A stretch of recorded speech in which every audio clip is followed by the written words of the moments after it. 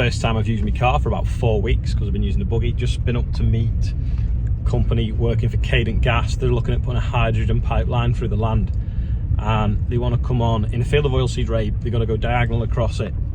Sorry, I'll just move that out of the way, and drill a hole, dig a hole, and then knock a pipe in and leave a pipe standing up so that they can sample it for the water level for the next however many months. They then want to go in another field and dig another big hole and pile drive it and stuff, and then go through another field but have to drive through 3 to get to it to do a similar sort of thing. And they want to pay me 675 quid to do it.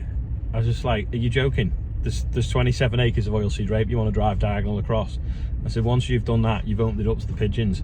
I said, that field might not be there then. And you think, oh, so just for that one hole, they want to give me 300 quid. I was like, forget it, just do one. But of course, the gas board or Cadent, whatever they call themselves, they'll be like, oh, we're a utility company, we can do what we want, we can serve you notice and just come on and da-da-da-da. But I don't think they can when it's exploratory works for a new thing that they might be putting in. It's not maintaining their infrastructure. It's not like someone's gas has gone off and they've got to come on and repair it, or there's a gas leak. It's just to build a bigger infrastructure for them so that they can make more money. So I've told them where to go, and I've told them they put a note on it. I don't think I'd be happy about them going through a field of oilseed rape. So we'll see what comes, but I'm sure it's only the beginning. I've wasted 2 hours as well this morning with them. But all the time, people just think they can come on farmland, it's only grass, it's only this, and they can do what they want. Well, no, they can't. We had it with United Utilities the other year, trying to do the same thing. Oh, we can do what we want, da-da-da-da. Anyway, they got told where to go, and we ended up doing all right out of it in the end. But they just waste your time and piss about and think that you're gonna roll over and go, oh yeah, 500 quid, 600, oh yeah, well that's great. But it's not grass. It's productive arable land growing oilseed rape at the moment. Because the chipper's turned off at the moment, the digger's moving some stuff around. I can hear it squeaking on the top, so I think it needs a little bit of grease. I'm just going to quickly grease that now. Touch wood, the chipper has been going okay today. Just have to have a refuel. It's got some new teeth on it, and it's absolutely smashing through the pile. So there won't be a lot left, all of the awkward shaped bits later on. Just on the digger now, just scraping up. Dave's getting the last of the pile through the chipper now, so we'll have a bit of empty yard. There's some awkward shaped bits that probably won't go through, so we'll do it with new teeth, or chop them up a little bit first, maybe with a chainsaw. We're starting to look a bit tidy, the yard now. Just about getting on top of the cleaning the wheat that's going into the shed as well. There's only a little bit left to go in now. Then we're going to get ready for the cutting beans.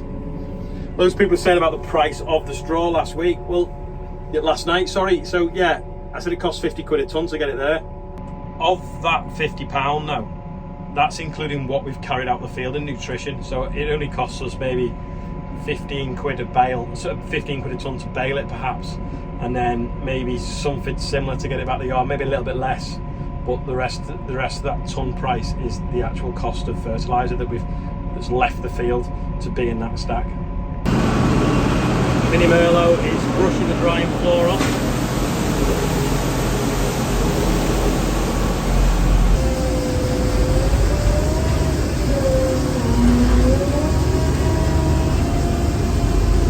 Just shove it up in the rape, not the rape store, sorry, the oilseed rape. Oh. Just shove it up in the wheat store, just to make a little bit more room to get a little bit more in. So, I'll try not to bury any of the pedestals.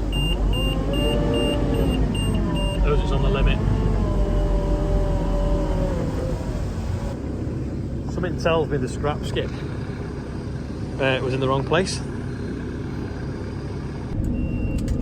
There's only a tiny pile left, so me and Rob are just pushing up the chip now. We're going to put the chipper back down here, gives a bit more room. But that'll probably go to power stations a bit, because we've probably more than we got capacity to dry ourselves to sell as fuel. So that'll probably get moved on. It's just a shame that we've obviously got that huge pile of straw there, and then we've got that pile of chip there, that we can't have like our own power generation. Like our boiler only produces hot water, which we then use for drying different things. But if it could produce, sorry, there's a little thing on my phone that keeps flapping out. But if we could produce electric, it'd be ideal, because we could obviously then make our own electric, which would be just, well, it's just so expensive. I know we do with the solar panels, but with all that straw there, it'd be great if we could turn that into electric. Is there such a thing as a small scale electrical generator, or have you just got to go down the AD plant route? I had these socks sent to me the other day, and they're made of bamboo, so they're dead soft, and they've got tractors on. But the guy that sent them to me, I was going to send him a hat because he guessed something right the other day, and I've lost his address. So if you're watching, get in touch and send me your address, please. And if you want some nice socks, check them out. Apologies if this repeats what people already know, but loads of people still ask about the wood chip and things. So it comes in as tree waste, local tree surgeons bring it in. We then put it through the chipper, which you saw me doing before. Well, tidying up around it. Then we make it to chip. This is one grade of chip, and it's a little bit big. It's all right for power stations, but it's not ideal for biomass boilers. So what we then do is we put it through another pass, and we end up with that grade of chip, which is a lot finer. Now, you can get chippers that'll do it all in one go. The problem is, if a chipper does it all in one go, it has a very small screen in it, and if you get a contaminant in it, like a chainsaw blade or something that shouldn't be there, like a stone or a rock, it will then smash the chipper. So it's more economical to actually chip it twice through a bigger screen, and then if we get contamination, it does less damage. So that's why we do it twice, because no one makes a chipper yet at the moment that will do it in one pass and won't destroy itself with contamination. Once it's chipped, we then take it around the corner and we dry it. Before we go and look at where the chip's drying, I'm just going to show you this floor here, because this is a drying floor. So if you look, there's little grooves, little bumps, 1.2 mil air gaps, and we blow hot air through them. So as you saw before, this floor was drying grain the other day, and the one next to it was. We've got 3 of these floors. These 2 pretty much only ever dry grain. The one behind that wall, behind where we've got the drill part now, is the one that we dry chip on. So we'll go and have a quick look at that. So this wood chip went in this morning, and it'll be dry tomorrow morning. We generally do a batch around this size every 24 hours. If it's a bit damper, we might do it a little bit less. Once it's dried, a certain percentage, maybe 10 or 20% perhaps, gets used to power the boiler to dry everything else on the yard and heat the house and the workshop and the offices. So these scrapers, if you can see them moving really slowly, they're like doorstop shaped, so they kind of scrape underneath the chip and then pull it backwards, and they pull it underneath that wall where there's an auger in the middle that then takes it into the boiler. So we'll go and have a look at that. The surplus dry chip gets put in this shed, and that gets sold to other people with biomass boilers. Once it comes underneath that floor, that wall, sorry, off the walking floor we call it, goes up this red tube and through what's called a cell lock.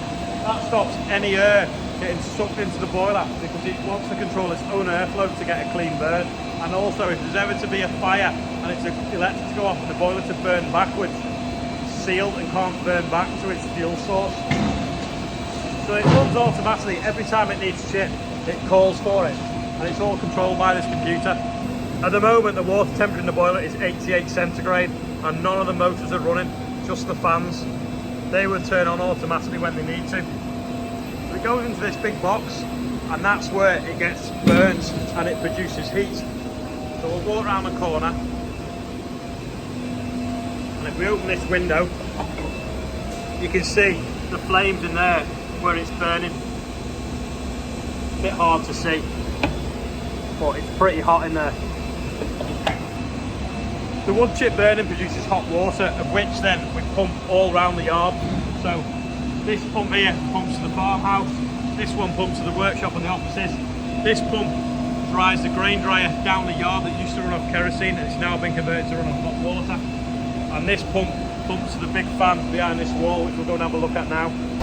So this big fan is bigger than me, if you look. Like, there's me, there's the fan. So it's sucking cool air through this big radiator, which is like 3 times the size of the front of a truck, and it's turning cool air into hot air and blowing it around this U-bend, 90-degree bend, between these 2 sheds, and the sheds are built offset. The concrete walls of each shed form what's called an air tunnel, and it has a lid on it. From that air tunnel then, we send the air in 3 different directions, either to dry the wood chip in one floor or the 2 other floors to dry grain, depending on what's on them. The whole thing was very expensive to put in, nearly £500,000, about 6 to 7 years ago, I can't just remember. And we get a couple of pence for every unit of renewable energy that we produce, and that helps pay the technology off, because without that you wouldn't be able to afford to put it in. I know it saves us a lot of fuel, but the risk and the expense of putting it in, if fuel prices change, it wouldn't be worth it, and most farms don't. The other thing is, it obviously uses quite a bit of electricity, but that is why all the roofs that you've seen the solar panels on, that solar then provides the power to run this. If you look, you can see some pipes coming through the wall there. So that's hot water getting pumped from the boiler.